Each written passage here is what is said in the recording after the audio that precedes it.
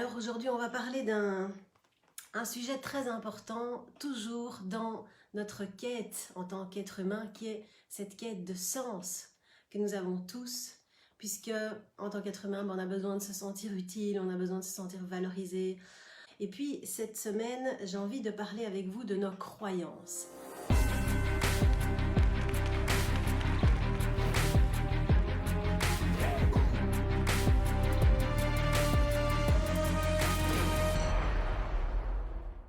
Alors, dans toutes les périodes de la vie, dans tous les moments de l'histoire de l'être humain, en fait, on a tous entretenu des croyances. Alors, qu'est-ce que c'est en fait une croyance?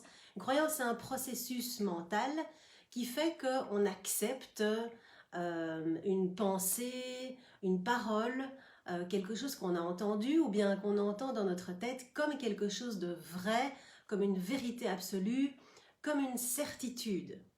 Et je suis sûre que vous savez ce que c'est une croyance. Hein. Ça ressemble un peu à ces petites voix qu'on a à l'intérieur de soi, ou un peu comme le petit ange et le petit démon qu'on a sur l'épaule. Vous voyez, comme en Pinocchio, il a sa voix de la conscience qui lui envoie des messages.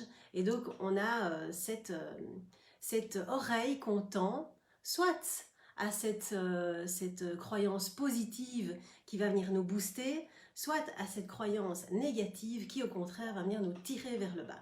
Et donc, peut-être vous connaissez ces petites voix, peut-être que vous avez l'habitude de leur tendre l'oreille et peut-être même de donner plus d'attention à l'une qu'à l'autre.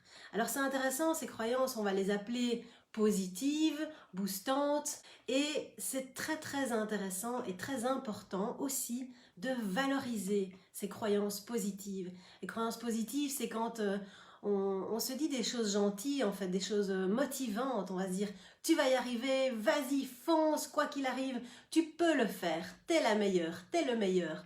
Et donc, il y a énormément de positif et de force à entretenir, à célébrer, à remercier ces croyances et ces voix positives dans notre tête. Et puis, il y a aussi évidemment ces croyances limitantes, ces croyances négatives qui sont toujours là pour nous rappeler en fait les dangers, pour nous mettre en garde avec la peur. En fait, c'est la peur qui nous pousse à avoir ces croyances négatives, mais pas que. Il y a aussi évidemment tout notre bagage du passé, tout ce qu'on a entendu de nos profs, de nos enseignants, de nos parents, de nos grands-parents. Tout ça, ça nous met en tête des croyances négatives. Alors, je ne sais pas si déjà, quand je vous parle de ça, il y a des phrases qui vous viennent, des pensées, peut-être même des mantras qui sont là et qui ne sont pas du tout positifs pour vous, vous le savez. Et donc, c'est intéressant de se dire à quelle croyance, à quelle pensée, à quelle phrase j'ai envie de donner de l'intérêt, de l'attention, mettre mon énergie, décider de me tourner vers cette pensée ou au contraire de m'en détourner. Alors évidemment, vous allez me dire, Sandrine, c'est pas si facile à faire parce qu'on n'est pas toujours conscient de nos croyances. Et même quand on en est conscient, comment on fait pour les dépasser? Eh bien, on va voir ça ensemble aujourd'hui. Donc, ce qui est intéressant, c'est d'abord d'être dans l'identification de ces croyances. Donc, on va devenir un peu un enquêteur, une enquêtrice. On va être observateur de toutes ces phrases qui nous passent par la tête, de toutes ces pensées, mais aussi de nos réactions. Parce que c'est aussi quand on entend quelque chose, la manière dont on va y réagir ou y répondre, qu'on va se rendre compte s'il s'agit d'une croyance. Alors les croyances, bien souvent, il y a des mots qui reviennent comme toujours, jamais, chaque fois, en général, tu es toujours en retard, à chaque fois tu es maladroit, voilà, ce genre de choses-là, ça ce sont des croyances qui s'inscrivent de manière très ancrée, répétitive, et on a tendance à l'entendre évidemment des personnes qui nous entourent, et puis nous on a tendance à se le répéter, bah oui, je suis jamais à la hauteur. Voilà, et avec ce genre de phrases, de pensées-là, quand on les identifie, ça devient forcément plus conscient. Donc, on ne sait pas ce qu'on ne sait pas, mais une fois qu'on le sait, eh bien, c'est notre responsabilité de voir ce qu'on va en faire. Donc, une fois qu'on a identifié nos croyances, positives et négatives, on va se rendre compte si on en est conscient. Bah oui, ça je sais que je me répète tout le temps, je suis nulle. Je le sais. Ou alors peut-être que ça va être un peu une surprise de le découvrir, de se dire « Ah ah, en fait je pense ça de moi ». Je pense que je ne suis pas très fiable, que je ne suis pas très douée, que je ne suis pas compétente. Donc, on peut apprendre à découvrir ça et l'amener dans la partie consciente de notre esprit. Et puis après, bien évidemment, il y a tout ce qui est inconscient, parce qu'on sait qu'il y a évidemment toutes ces injonctions qu'on reçoit. Alors ça peut être de nos parents, de nos grands-parents, comme je l'ai dit.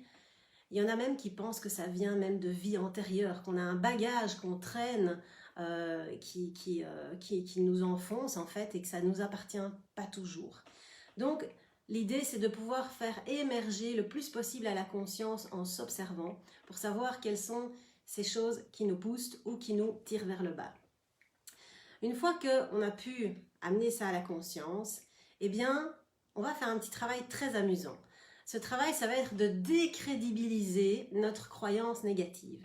Donc, on va chercher des arguments, des preuves, tout ce qu'on veut, qui fait qu'on peut dire « ça n'est pas vrai tout le temps, ça n'est pas vrai dans tous les cas, ça n'est pas vrai dans toutes les situations ».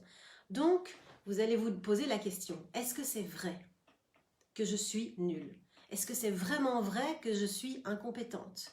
Et donc, vous allez vraiment venir casser la croyance à son origine en trouvant des preuves, en devenant très scientifique, de se dire, ben non, il y a des moments en fait où j'ai pu être tout à fait compétente. Et là, quelque part, ben, vous venez casser à la racine la phrase qui vous semble être une certitude, vous ne pouvez plus le nier. Ce qui marche aussi très bien, c'est l'humour.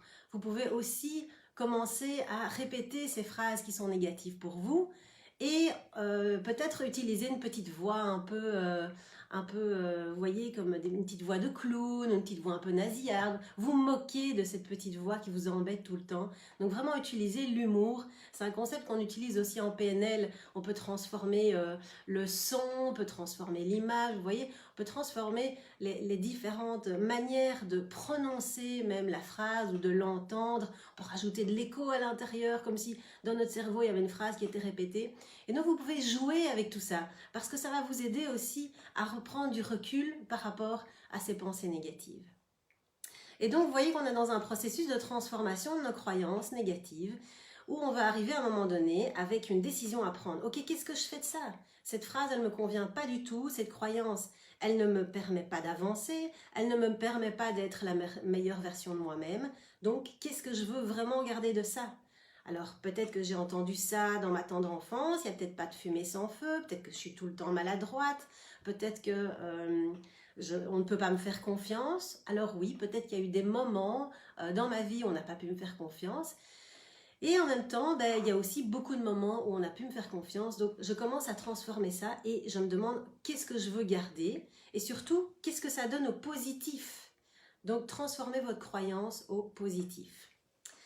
Alors, ce que je vais vous proposer, c'est de prendre un instant là pour peut-être lister vos croyances positives et vos croyances négatives. Peut-être en trouver 2, 3, voilà, on n'est pas obligé de prendre trop de temps maintenant et c'est un exercice que vous pouvez refaire à votre aise aussi, si vous ne l'avez jamais fait, c'est hyper puissant.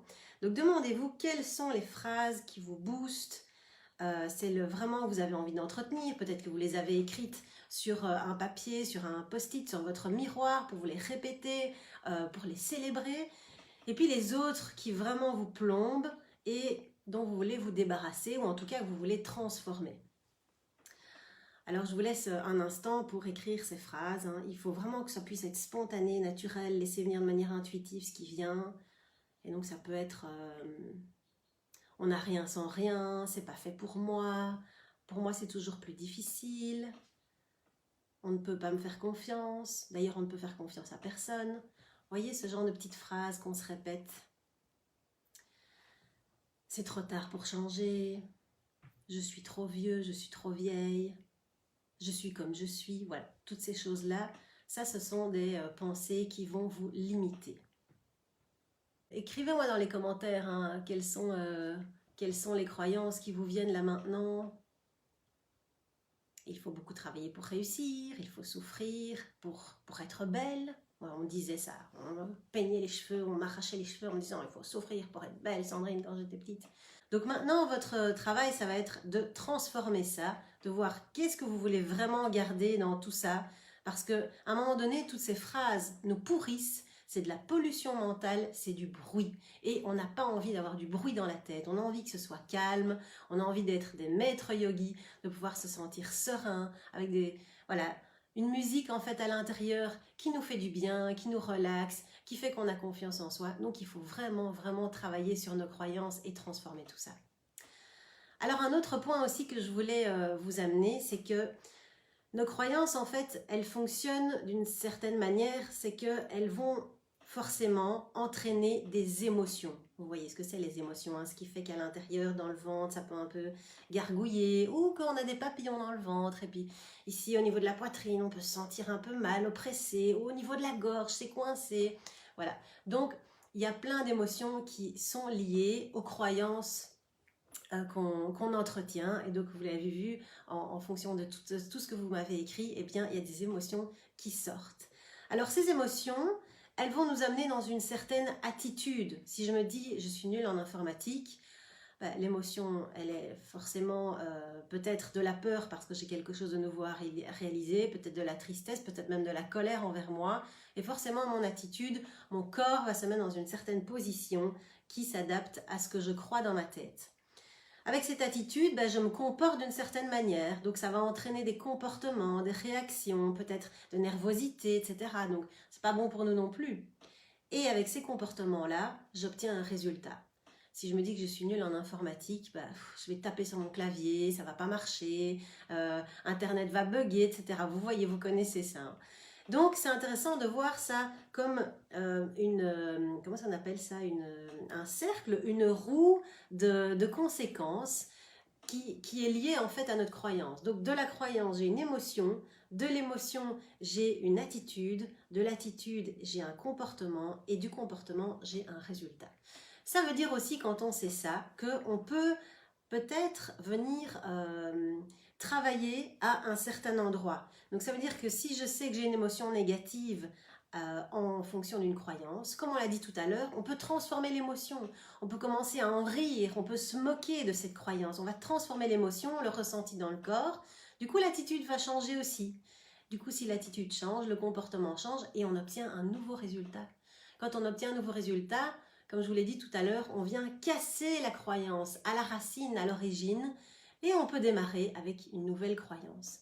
Donc, vous pouvez transformer vos émotions, vous pouvez transformer votre attitude, essayer autre chose en termes de comportement. Comment je peux m'y prendre autrement, même en étant nul en informatique, pour obtenir un nouveau résultat.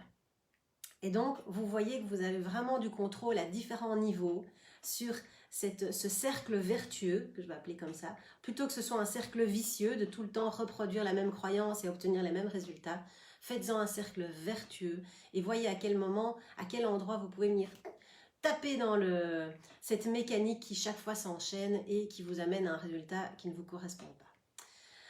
Voilà, c'est ce que je voulais vous partager aujourd'hui. Alors sans oublier que nous avons notre propre système de croyances, mais chaque individu a le sien aussi. Parce que nos croyances fait qu'on a une certaine perception du monde. C'est comme si on avait une paire de lunettes et que voilà, on voit le monde d'une certaine manière en ayant nos pensées, nos croyances. Du coup, eh bien, on va être tout le temps confronté aux personnes en face avec leurs croyances qui sont peut-être que les mêmes que les nôtres, qui vont venir renforcer nos croyances ou qui, à l'inverse, vont venir justement infirmer, casser nos croyances parce qu'eux, ils ne sont pas d'accord, qu'ils ont d'autres expériences. Donc, voyez aussi comment la personne en face vient renforcer votre croyance et que vous vous dites « Oh, là, ça ne va pas du tout » parce que là, elle est en train de confirmer que je suis nulle. C'est vrai, déjà que je me sens nulle, mais là, elle me dit que je suis nulle. Donc, on va essayer de trouver d'autres personnes qui nous valorisent dans nos compétences plutôt que de rester avec des personnes qui ne viennent pas valoriser et qui viennent confirmer des croyances négatives. Et puis, voilà, il y a des personnes qui vont dire « Non, je ne suis pas d'accord avec toi.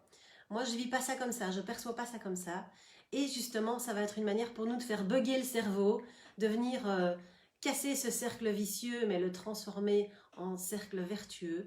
Donc, soyez attentifs. Comme on l'a dit, on est observateur de soi, de ses pensées, du bruit intérieur, mais on est aussi attentif à ce qui se passe en face.